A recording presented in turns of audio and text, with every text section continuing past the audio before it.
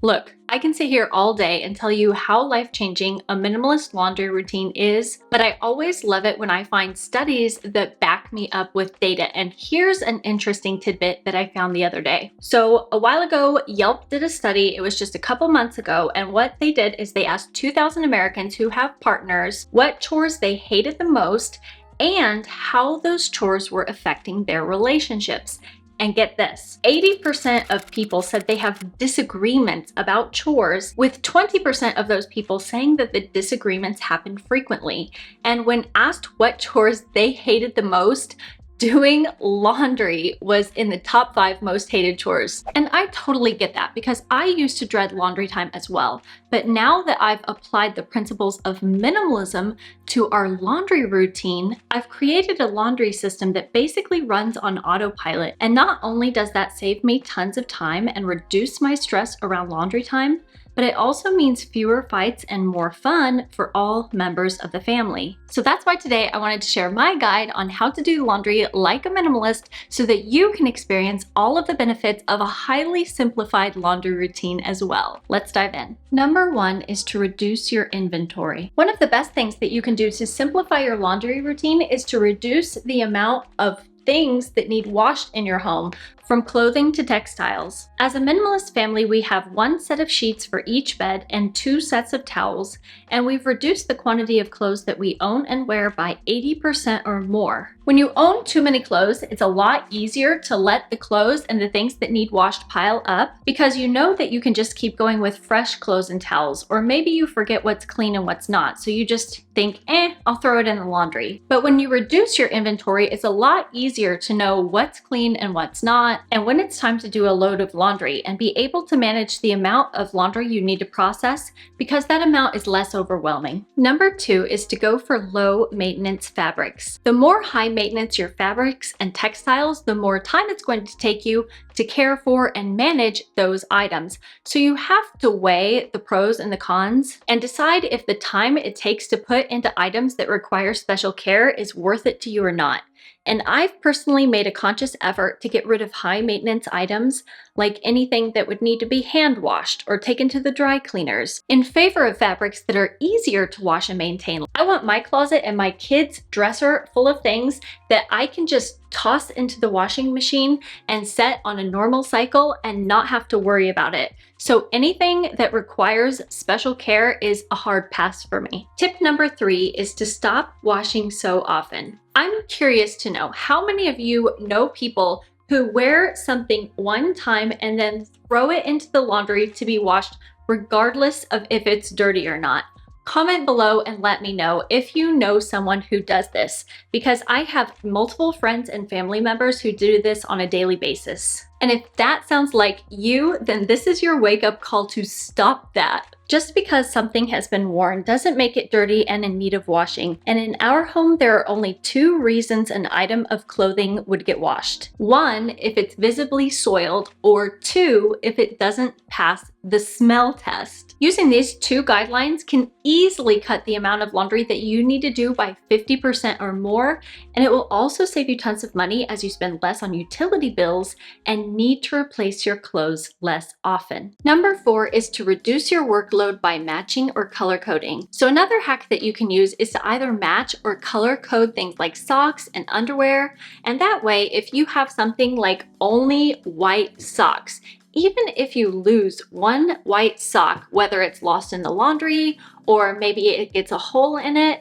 even if you get rid of that one sock, you still have all of these other socks that you can still use to pair up with that sock. And if you have kids, you can also color code things like socks or underwear so that both you and they always know what garment belongs to who, and they can get used to managing their own stuff and putting it away as well. Number 5 is to create drop zones for laundry. If you're sick and tired of piles of laundry on the floor, What you can do is create something called drop zones for discarded clothing. And I would suggest putting the drop zone in a high traffic area that's easy to access and conveniently close to where clothing tends to get discarded, but that's a little bit tucked away so that it's not right in your line of sight or visible to people who might come into your home. So when my kids get home from school, they usually have sand in their shoes from the playground, and they take off their shoes and socks at the front, and then they run to hop into the bath for a wash up. So because I found that their clothes tend to get dropped in the hallway, what I did is I put a laundry basket behind the door in our bedroom, and that way I can toss the clothes into that drop zone, and then when I'm done with washing them up and vacuuming up all of the sand in the entryway, I can go back later and sort the laundry to decide if it needs washed or not. Number 6. Sort by color. When I'm ready to do the laundry, I take it out of the laundry basket and I sort it by color. And I don't go too crazy about this since most of our textiles are low maintenance. So for me, sorting by whites and colors is enough. And one thing I do need to do is to check the pockets to make sure that no toys or pens go through the laundry. Because once when I was in college, I ruined a huge load of my clothes because I forgot a pen in the pocket after work, and it ruined all of my clothes and cost me a lot of money to replace, which was so painful as a poor college student. So ever since then, I make it a habit to double check the pockets. Number 8. Pre-treat stains. If you have heavily soiled items, you might need to pre-treat the stains before you run them through the regular wash. And I've been successfully able to get rid of things like red wine stains and berry stains on clothing, as well as removing things like yellow stains or oil around the color of my husband's work shirts. And if you're ever unsure about a stain, just Google it. Another thing I do before I put the clothes in the washer is I make sure to turn them inside out, because turning clothes inside out before washing helps protect the fabric's color, prevents fading, and also reduces friction on your clothes, which helps them last longer. Also, one thing I didn't know until recently was that you should zip up zippers, but you shouldn't button up buttons on your clothing before washing them. I mean, I knew that you should zip up zippers, but what I didn't realize is that you shouldn't button up buttons, because actually when you put it through the wash cycle, the button can put strain on the buttonholes and stretch it out over time. So laundry experts recommend against that, and what I do instead is I usually put button downs inside out inside a delicates bag, which happens to be the next tip on this list. I have a set of mesh laundry bags, which I use for things like bras and some of my older clothes, like the maxi dresses that I have that are 10 years old. And this simple step helps prevent snagging, stretching, and tangling, and can extend the lifespan of your favorite clothes for years to come. Hey y'all, I thought I would just pop on here and mention another thing about these laundry bags is that they make it really easy to separate your dirty laundry when you're traveling, and to kind of keep them aside so that they don't get mixed in with the clean clothes when you're living out of a carry-on like we usually do. So if you want to know more about that, definitely check out this video that I'll link up here in the top right hand corner for you, because we're coming up on summer and I know that some of you are going to be traveling, so this could help you a lot.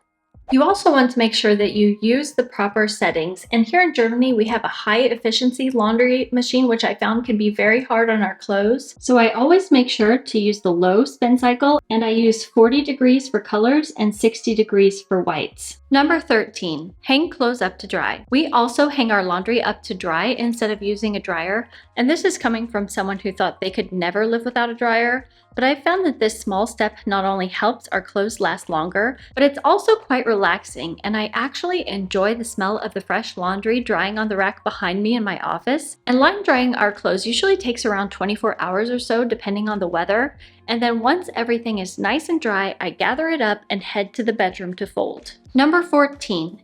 The assembly line folding method. To make folding easier, I've implemented a simple system that I call the assembly line folding method, which means that instead of folding and putting the folded clothes around willy-nilly, I've created a system kind of like a factory line where I grab, fold, and put each item in a designated spot depending on who it belongs to.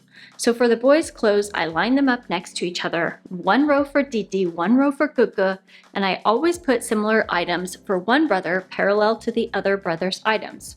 So Gugu's short sleeve shirts are next to Didi's short sleeve shirts, and pants are right next to each other as well. And that basically reduces the amount of time I have to spend hunting around for the correct place to put something after folding it. I usually put my husband and my clothes on the floor in front of me, which makes it easy for me to then put them away because the drawers are right there next to there.